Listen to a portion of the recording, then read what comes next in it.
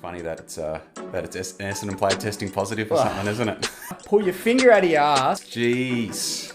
This is my first ever football jumper. My three votes, I should say. My three goats. My three votes for Charlie. Oh, top of the world, mate. What a time to be alive. I look a bit like Nickel Bellic from GTA 4, I feel, with this. That could get dangerous.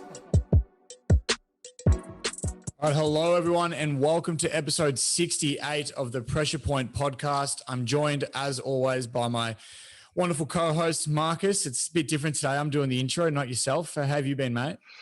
Yeah, good, mate. Good, mate. It does feel a bit weird. I was almost ready to do the introduction, but it's good. Change it up a bit and get some experience for yourself doing it. Absolutely. I've got to mix it up a bit. It was actually hard for me today because I hit the intro button, but I can't hear the intro through my earphones. So I was just guessing when the right time to come in was. So I hope, I didn't delay it too much. Well done. Yep. No, that was perfect. Oh, stop it, you. But enough of that. We're joined today by a very special guest. He's the AFL Digital Lead journalist at Fox Footy, commentator, part of the Fox Footy podcast, commentates for the Under-18s, TSC Cup, AFLW, WNBL coverage, as well as many, many other things. We're joined by Ben Waterworth. Ben, thanks for joining us.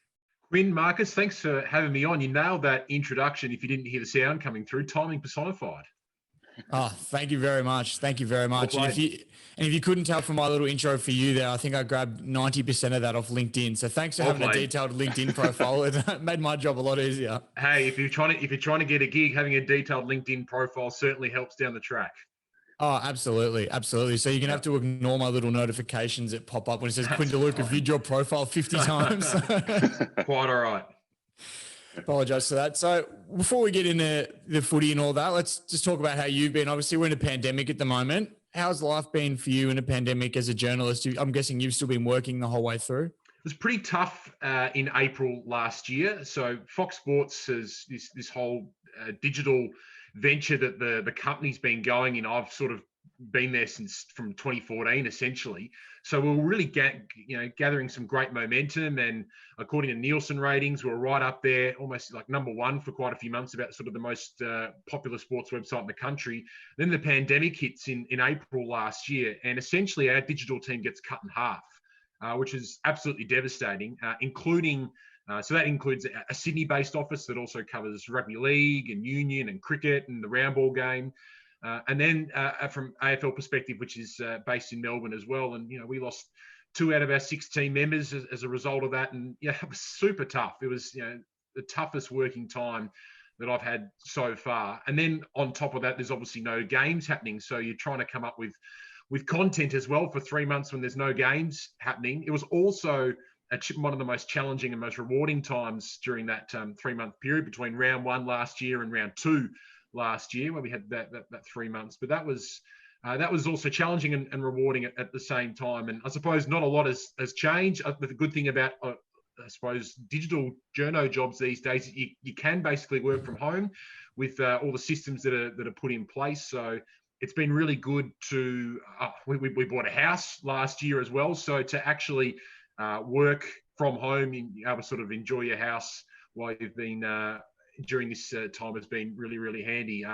But thank God for the footy, and thank God that footy has kept on ploughing through, and we've got plenty of stuff to debate and talk about and report on and analyse. I wouldn't be in a gig if the footy wasn't going strong. So I think you have to pinch yourself quite a fair bit that while a lot of people are doing it a lot tougher at the moment, and I would say probably have a lot more important jobs than what I do. But at the same time, footy brings a lot of joy, a lot of passion and emotion for people sitting at home. And as part of that is our job to cover it from every angle that we possibly can. So to answer your question, I'm pinching myself that I still got a job. Yeah, that's good. It's so fortunate, especially in this digital age as well, and working in the digital industry, you have that opportunity to keep going, keep plowing through. So it's good. Yeah. But as we do with all our guests, we usually like to start, with a bit of background, how you got into journalism, why you wanted to get into sport journalism, and how your career all started from, I guess your early, like late teenage days to your early 20s. I suppose my passion for getting into sports media began when I was in grade 4, and I started randomly phantom calling a game at the MCG, and someone in front of me, I was commentating over, it may have been Carlton and Essendon. I think it was Carlton and Essendon. And a person in front of me heard me sort of phantom calling at a sort of moderate volume. And my mother, I think, may have told me to, put a sock in it. But the person in front of us said, no, let him keep going. He's doing okay. And probably from then, and then sort of listening to Bruce and Sandy and then Rex Hunt on the radio. I used to listen to a lot of radio because in my childhood and sort of the late 90s, early 2000s is when all games weren't telecast live. So the way to actually get your game results on as we go with no sort of broadband net going was listening to the radio. So I used to listen to a lot of commentary and probably found my inspiration from there. So basically from when I was 9, 10 years old, I knew what I wanted to do. That's probably unlike a lot of late sort of Gen Y, early Gen Z people these days. They don't know what they want to do. They get to the end of year 12 and they're still sort of stuck in two minds about what they want to do. My wife's 30 years of age and still probably doesn't know exactly what she wants to do, even though she's been working full time for a long time. So I've been pretty fortunate that I've known what I wanted to do for a long time and have sort of pursued that pretty vigorously, I suppose. So did a journalism degree at La Trobe University after graduating high school. But all the way throughout La Trobe, I was kind of encouraged to volunteer and do a lot of free work there because that's sort of how you build up not only your CV, but build up your confidence in your own ability as well. So I volunteered firstly probably at the Eastern Football League, which is based out in the deep eastern suburbs of Melbourne. Volunteering there for a good sort of 2.5 years, all while sort of doing little online writing jobs as much as I possibly can with places like Sporting Bet. That sort of led to some cricket.com.au stuff when the Big Bash League was starting to happen. And then La Trobe University had a website called Upstart, which they just started as I was sort of getting into journalism there. So just a lot of little things sort of banking up and building that CV. And then after graduating university, I sort of fell into the Eastern Football League full-time media manager role, which was my first ever full-time gig. I took over from Lauren Wood, who went to join MX, who then later joined the Herald Sun. So I took over from Lauren, did that for 2 years, and was lucky enough then to get a position that was just sort of advertised on Seek or LinkedIn. I think it might have been Seek. Seek was probably a little bit more popular then for job advertisements, but there was a job going at News Corp, which is based at the Herald Sun building with a heavily Fox sort of flavour at the same time. So I moved there in April 2014, and since then have been under the News Corp umbrella since then. So 7 and a bit years now, and mainly with Fox Footy for a sort of a good 6.5 years. A year was really good there at the Herald Sun, where I was based there at the Herald and Weekly Times. But for the last sort of 6.5 years, I've been based out at Fox Footy in Dorcas Street, and that's led to all kinds of not only digital opportunities, but broadcast and podcast opportunities that have led to some really, really thankful things. So I'm extremely lucky, really, really fortunate, because I know there's a lot of people who would like to be in my position. I get told that quite a fair bit, but at the same time, I think I'm a huge believer in that you make your own luck. And I think I've been able to make my own luck a fair bit as well. I think you're spot on when you say a lot of people would love to be in your position, and I'll put my hand up as one of those guys that would love to be in the position you're in. And you might have already answered the question I'm about to ask with what you just said, but going back all the way to 2009 when you were writing at the Champions Trophy hockey tournament, did you have the aspirations to be where you are now at Fox Footy even back then, or was that sort of more of a one step at a time, see where it takes you type situation? Yeah, it was certainly a one step at a time thing. I still wanted to be the goal all the way throughout has been to be a sports broadcaster, not necessarily to a certain platform or to a certain organisation. It's just to call footy, really.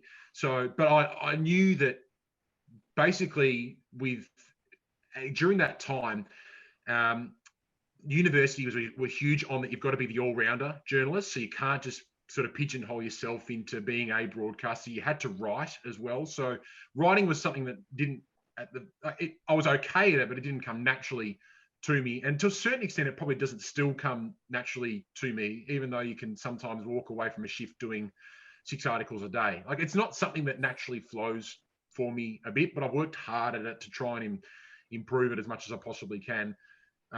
but yeah, that was the Champions Hockey Trophy tournament was in late 2009, which I thoroughly enjoyed. And watching the Hockeyroos and the Kookaburras play recently, there's a lot of that stuff, like even the rules, and even a player like Eddie Ockenden, who I covered back in 2009, he's still running around for the Kookaburras now and agonisingly short of that elusive gold medal. Like, you sort of pinch yourself, sort of knowing that I picked up a lot of things during that time that led to great things. So was able to do that role, and then with that same company, positions opened up for things in 2010, and there was a sort of in 2010, I was lucky enough to go to the Singapore Youth Olympic Games. I think it was the first ever Youth Olympic Games, which is athletes 14 to 18 years of age, based in Singapore, where I covered 3-on-3 basketball for the first time at a shopping centre, which was bizarre in itself. They set up this own makeshift thing, in the shopping centre there.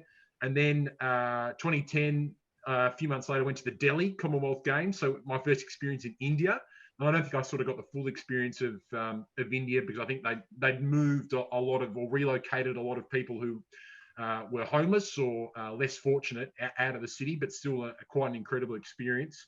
And then the most random one was going to a country called Oman near Saudi Arabia to work on the Asian Beach Games, where I covered all kinds of things like sepak takraw and beach soccer, and obviously beach volleyball and tent pegging, all kinds of random stuff.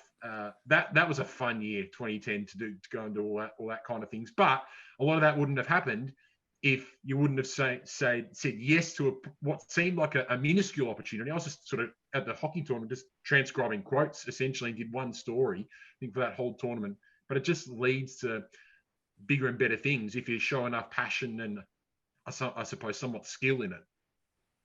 There was so many things you've just said that I'm still trying to wrap my head around, including having a basketball court and a shopping center, and then beach games that I've never heard of before. And I think the fact that you were able to travel so much as well in 2010, which is something that the last couple of years has been very elusive for a lot of us. But obviously, like you said, we know you do work with the podcast, and you also do a lot of live stuff, whether it's commentary or just general coverage.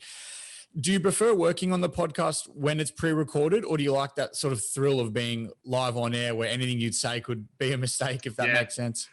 Yeah, which is funny you say that, because, and I think Bruce McAvaney said this before, and I have similar feelings, not that I'd like to put myself in the same sentence as Bruce, but he always says that when he's got his headphones on at a sporting arena, that's his happy place. And I find that's my happy place as well, particularly at a venue, or if we're in front of a screen doing a tube call, as they like to say. So yeah, I don't, pre-recording's okay, but I find I find you're more on if it's live, I suppose, sometimes, because I don't know, there's this sense that there's more accountability that you're live, so you probably lift to a certain extent. So that's probably why I enjoy the live sort of stuff a little bit more. You mentioned podcasts as well. Obviously, the Fox Footy podcast that you do with Tom and Max. When we spoke to Tom the other week, we said we drew a lot of inspiration from that podcast when we first started ours, and we love the setup that you guys do and the structure that you work with. So, how's that experience working alongside those two, and I guess hosting the Fox Footy podcast?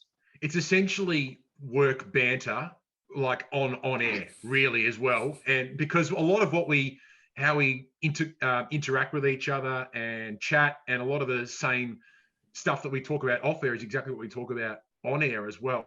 I suppose in a media environment that can be a lot of churn, and it can be pretty intense a lot of times. I think one of the great things about Tom and Max is that they motivate me, and I think I motivate them to a certain extent. We all sort of motivate each other, and that, I think, comes out with the pod that we do. I think in the last couple of years, I think it probably took us 3 or 4 years really to actually get the chemistry that we were sort of seeking for. And a lot of that was because we kind of rotated through panelists a lot. But we just started to get a little bit more feedback when the three of us started to do it. And we had a little bit of consistency in the podcast that we did. And I'm probably sure you guys find that as well. If you're 68 episodes in, is that it probably still takes you a couple of years to actually really get that chemistry together. So yeah, it's a lot of fun. It's probably the most fun time of the week, to be honest, sitting down with those guys. And there's just something about the audio platform where not that it's kind of willy-nilly, but there's this kind of this freedom with the audio platform as well. With audio as well, it's probably where people feel most comfortable to open up in an interview as well. I think back to when the Essendon supplement scandal was happening and Gerard Whateley was still at the ABC, and he had an interview with Brent Prismal at the time, who was one of the 34 past and present Essendon players caught up in the doping saga. And Brent felt more, and I remember talking to Gerard about it at the time, and he said in that audience, when they're in that environment where there's no camera in your face, or there's kind of no sense where you might have just a dictaphone down in front of your interview subject and it's just transcribed and you're putting absolutely everything in the hands there of the journalist. It's actually, you probably feel a bit more comfortable when it's a live one-on-one audio interview. It's kind of that nice happy medium. So, and I found that using, when I've done podcasts with sort of just one-off podcasts with a couple of athletes, I found that on deeper subjects that they've been happy to open up in that sense. So there's just kind of this more relaxed nature with the audio environment that really appeals to me, and I've always enjoyed it. And I certainly feel relaxed and a bit more jovial and upbeat when I do stuff with Tommy and Maxie. Yeah, I'm sure me and Quinn can definitely relate to that. Where it's just like you're having a conversation and some banter about footy, but you've got a microphone in front of you. I know. Yeah. It's like we have a lot of conversations off air, and then we're like, oh, wait, save it for the podcast. We're doing that anyway. So it's great. So, but you're sticking with Fox Footy. I guess, what's it like working with some of the big personalities and big names at Fox Footy? Because there's a lot of them, a lot of ex-players and big names there. What's it like working with all those guys? It's a pinch yourself moment every day, to be honest. When you, where our desks are situated at the office as well, is that they have to walk past our team with before they head into the green room, or on a Friday night if you're in the office. Obviously, we're not spending as much time in the office at the moment due to the pandemic, but when they watch a game, when all the on-air talent are watching the game, they'll watch it basically on a big TV screen that's just sort of next to our office as well. So there's a lot of interactions. But the thing that I find the most is that we're all kind of on the same goal, to try and make the footy, communicate the footy and all its nuances and tactics as most effectively as we possibly can. Just we're on different mediums to do it, essentially, in the end. I have great admiration for a lot of the expert commentators for the amount of work that they put in. So, for instance, David King is one of the hardest working expert commentators I've ever seen, just because on his days off, he'll come in and just watch vision. And you see that come in with the amount of detail that he has from a vision and from a numerical perspective when he presents his products on air. That just doesn't, he's not fed that. Like, he's working hard to accumulate all that information and data as well by his own insights, but also I've got no doubt that he's also leaning on people in clubs as well to try and garner information as well. He works freaking hard to get that kind of stuff. So, and how, Jordan Lewis has come in and brings certainly his ability to identify ball movement is absolutely outstanding. Eddie Maguire is a person that I've never seen someone like him on air in terms of his ability to generate energy. Like how Eddie is on air is exactly what he's like off air. And I think with the recent example of the West Coast Melbourne game on Monday night, where we had a 30-minute delay, I wouldn't have wanted anyone else in the host chair from a Fox Footy perspective than Eddie, because that is him at his best when there's live stuff happening right there and then. It's a new story. He's texting people as he goes. He's throwing to people left, right, and centre. You wouldn't have wanted anyone else in that situation. But above all, they're like a lot of the guys are down to earth, and it's always willing to have a chat and say hello when they walk past. And they've been, helps that I've been there for sort of in the building for 6.5 years now, and after time, you sort of develop not only just I suppose a professional relationship, but a friendship with a lot of these guys as well. So yeah, very, very encouraged. And every now, recently I was at I think it might have been a little family gathering, and just one of the guys just randomly started calling me, and a cousin saw it, the name pop up on the phone, and it's like, oh, okay. And it's like, that's sort of, again, a pinch yourself moment that, people that have been looked up to for so long, you have that pretty close interaction with them from both a professional and from a personal perspective. I think that's really impressive to hear that you say that, especially these guys like David King, and saying that how hard they actually do work, because I think it's easy to just presume that these guys get their positions purely because they were great talents on the field and that's why they're there. But the fact to hear that they actually do all the hard work as well just makes it so much more impressive to see them do what they do. But back to the work that you do, because that's why we're here. We know you do a lot of work surrounding the coverage of AFLW and the WNBL. How good has it been watching the growth of women's sport in Australia over the last few years? Obviously, there's been a massive rise in women's sport. How good's it been from your perspective? It's, to hear the athletes in particular just be so thankful for the media coverage as well. I suppose from a professional footy environment, the media coverage can be quite saturated. It can be quite a saturation for a lot of athletes. But AFLW and WNBL and WBBL and the W League, there can't be enough of that coverage from an athlete's perspective, I think. And that's one of the great things that is, selfishly, is that being one of the great things about the advancement and popularity and expansion of women's sports is that there's more broadcasting opportunities. So in 2017, Fox Sports got the WNBL rights back after being on the ABC for years and years and years. And they were looking for a Melbourne-based commentator, and I put my hand up, lucky enough to be put forward by someone, and put my hand up, and was very, very rusty at the start, mispronounced a lot of names, and heard about it as well, because WNBL's got a lot of rusted on fans, and sort of quickly found out about that feedback. But once I got to know not just the players, but the commentators, the fellow expert commentators. Like the first ever gig I did alongside Lauren Jackson, Australia's greatest ever basketball player, and he's a person who's only just done a couple of basketball mock calls, and I'm working inside Australia's greatest basketball player. But the more games you do, and it's the same with anything in life really, but particularly in media, the more you do of it, the better you get at it, the more confident you feel in yourself.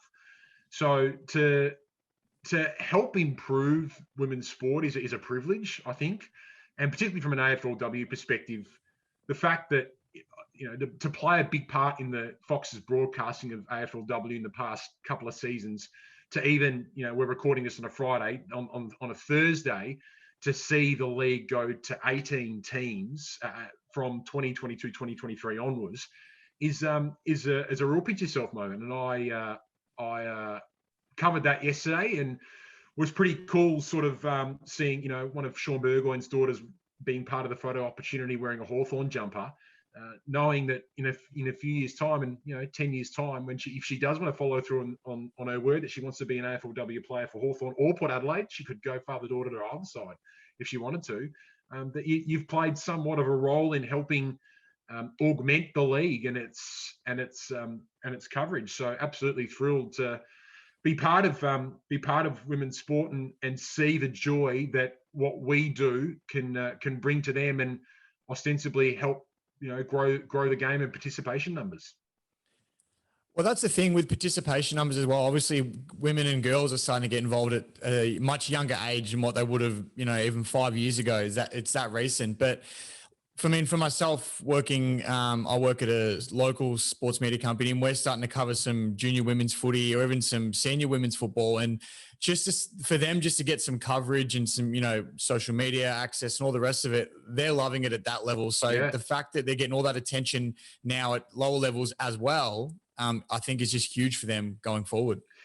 I'll throw it back to you. So are you seeing a big increase of young girls and women of all ages as well?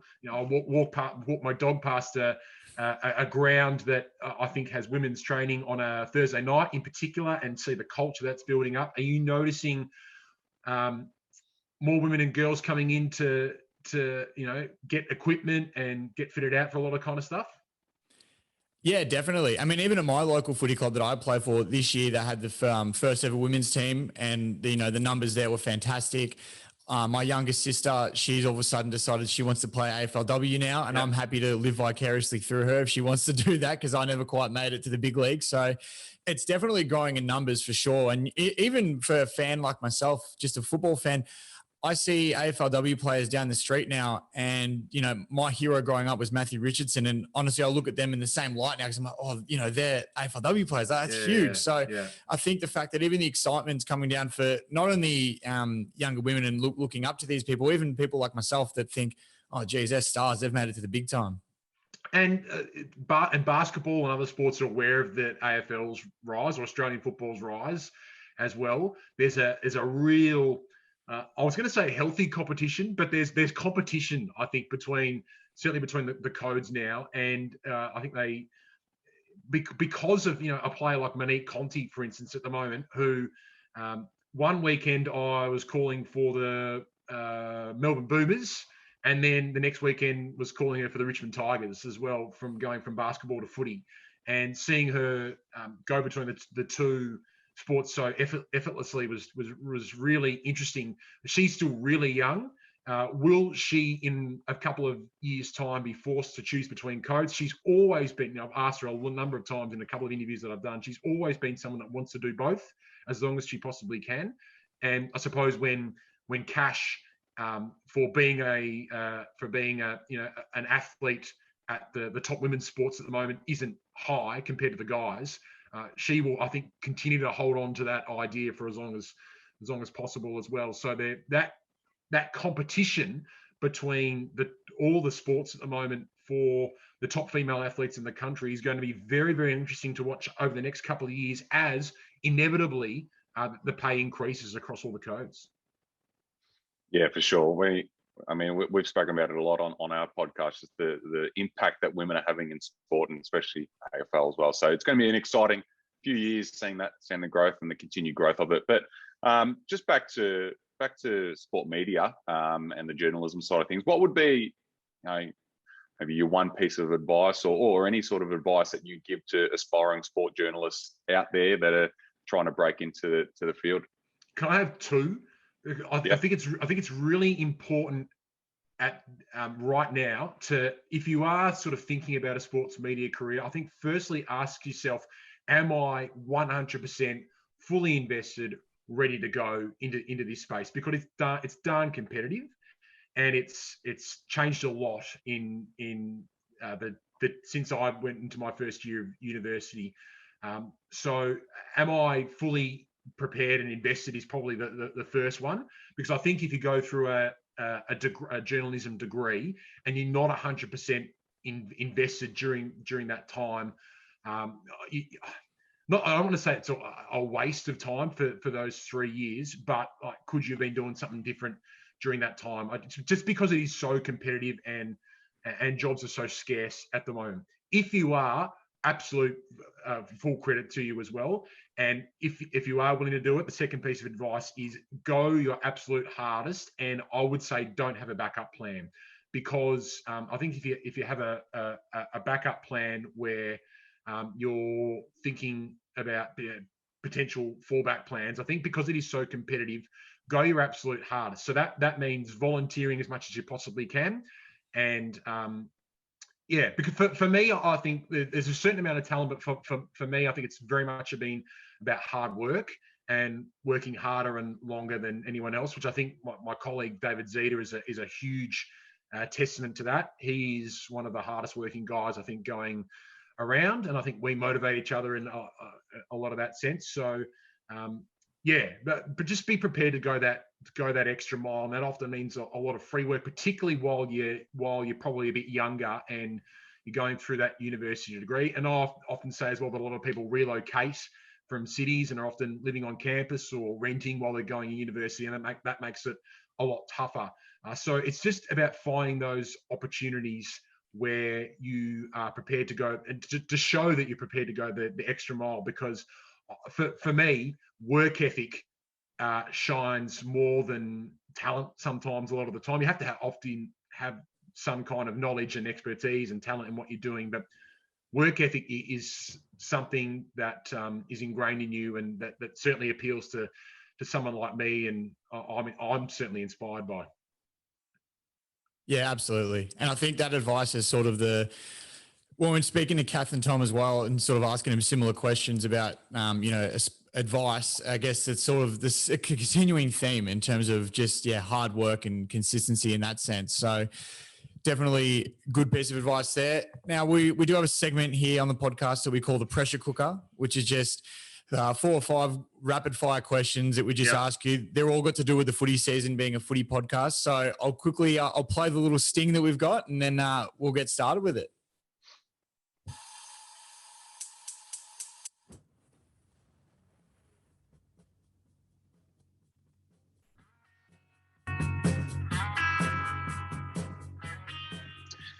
All right, I'll Strong kick us sting off. work. Thank you very much. I can't hear a thing of it either, so it was really annoying. It's Okay, really nicely. awkward. That's right.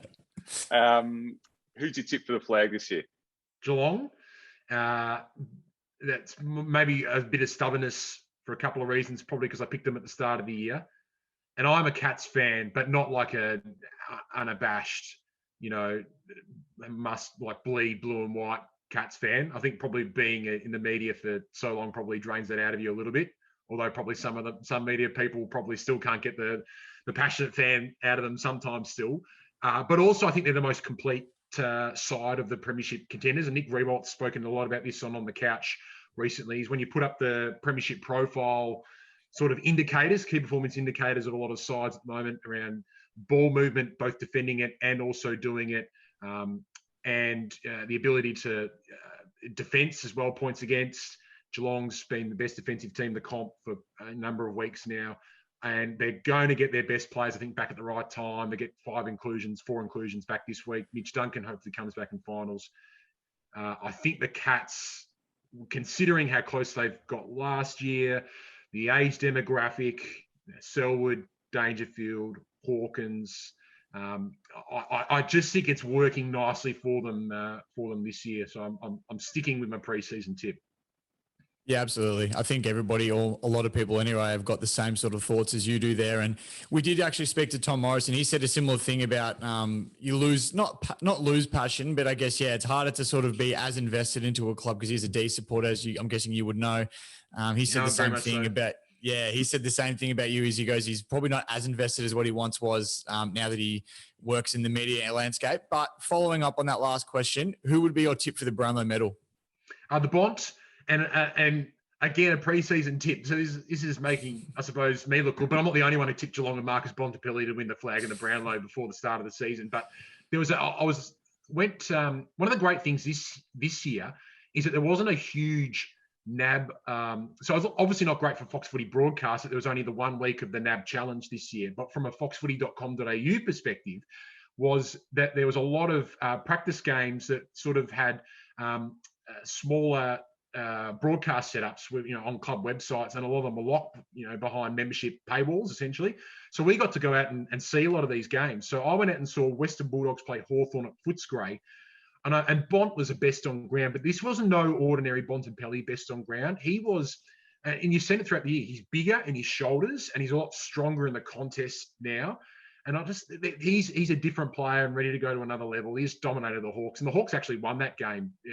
You think of Hawthorn beating the Western Bulldogs this year, and you'd be laughed at. But the Hawks won that game. But Bontempelli was so clearly a best on ground, and then he dominated against Melbourne in the actual NAB Challenge game a week later. And I thought, this guy is set for a big year. So and that sort of panned out that way. I think Ollie Wines is going to have a really good run, and that Petrarca will be right up there, and Sam Walsh is going to come with a real rush towards the end. But I think as much as Jack McRae has accumulated disposals and will have poll a fair few votes himself as well, I think the Bont is going to be a real standout amongst the umps this year, and he's been consistently such a good player. So, and he's kicked goals, so the Bont for mine. Yeah, for sure. Hard to argue against that. What about the rising star? This is, I can't remember sort of the last couple of years where it's been as hotly contested. main contenders, I think, for mine are Luke Jackson and Tom Green. And I just wonder if the game on Monday night just gone may swing judges towards Luke Jackson. I think he had career high 20 touches against the Eagles on Monday night. He's a ruckman, but he's sort of one of the. He's almost unique to Nick Nat in a way, in that Nick Nat doesn't get a lot of disposals himself, but Jackson's almost got the accumulation happening, and he accumulates it differently in the to Max Gawn. I remember interviewing him at the draft combine before he got drafted, and he said he looked up to Brodie Grundy in particular. And there's a lot of Grundy about how Jackson's going about it at the moment in terms of his ability to win the ball, but also I think maybe beyond Grundy, he's got this ability to take a mark above his head, which Grundy hasn't been renowned for throughout the years. So I think Jackson wins it just because I think Tom Green, he's got a hammy at the moment that is keeping him out. So that might, and considering Jackson just had this big game in a season, it could be a season-defining win for the D's because they've gone to the top of the ladder now. That might just swing the judges' votes the way of Luke Jackson. Yeah, absolutely. I think he's probably my tip as well. But even if he doesn't win it, he's going to be a star in his own right, no doubt. And then the last question we've got for the pressure cooker, and I think I might know the answer to this one. We've had the same answer the last couple of times we've asked it, but what would be your favorite news story of the year so far? Favorite news story of the year? Have people answered sort of with a glass half full or glass half empty about this in recent couple of weeks? Well, I'll just tell you what they've said. Both Tom and Kath, the last time, I can't even speak. The last two times we've asked it, have both said the Alistair Clarkson story was their favourites. Their favourite, right? Gosh, they're brutal. So it's certainly the juiciest. That's probably what they were leaning towards, the juicy side of it. Yeah. Oh, my favourite.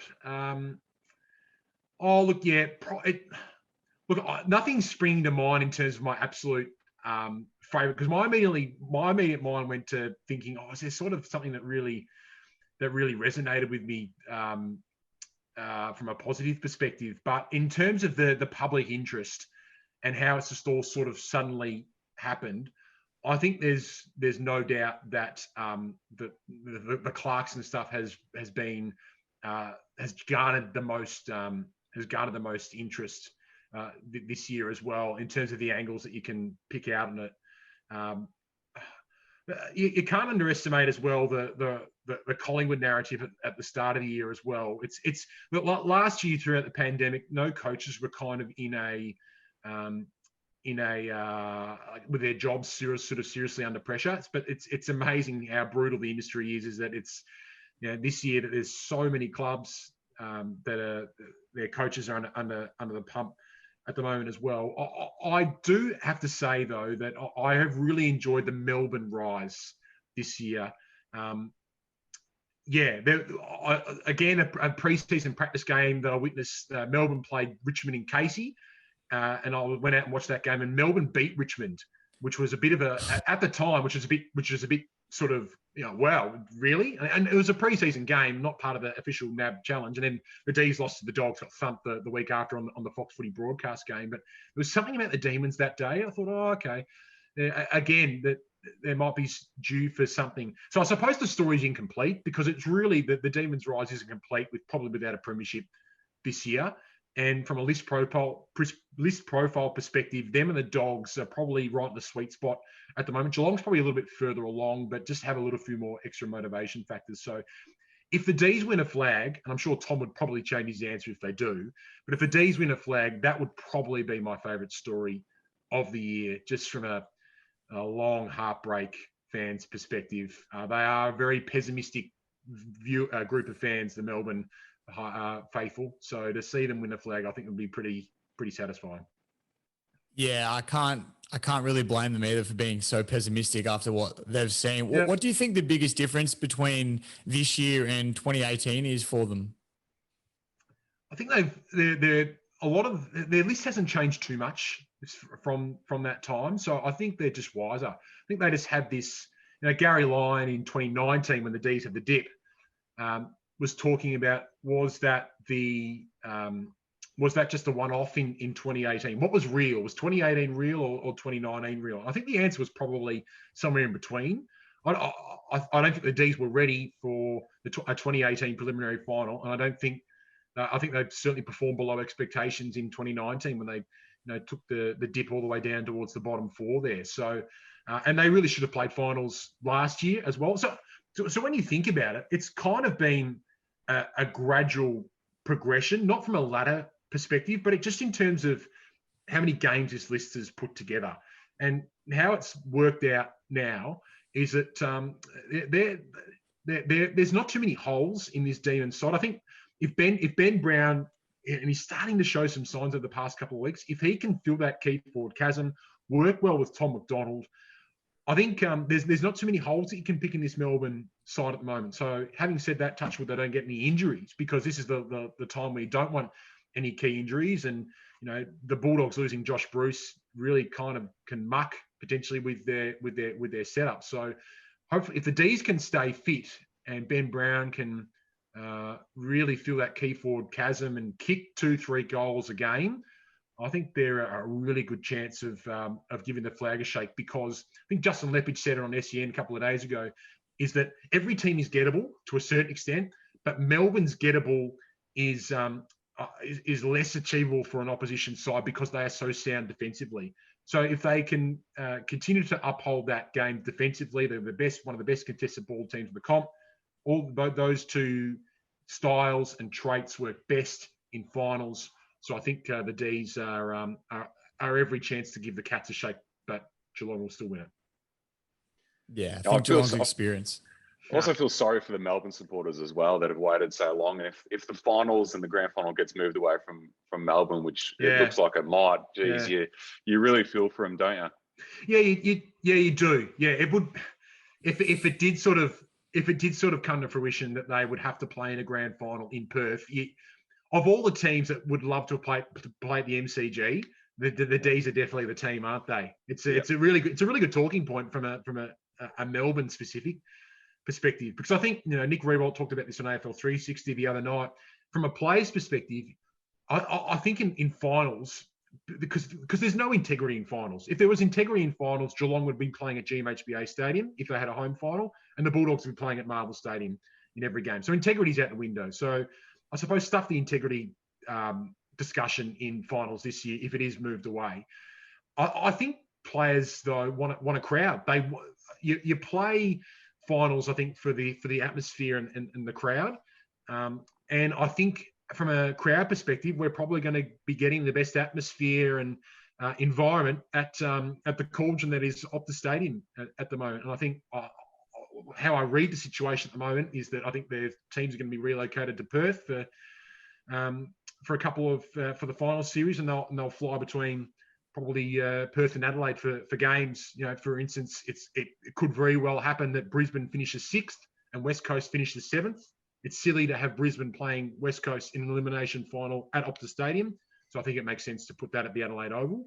But anything can change in this rapidly pandemic-inspired world.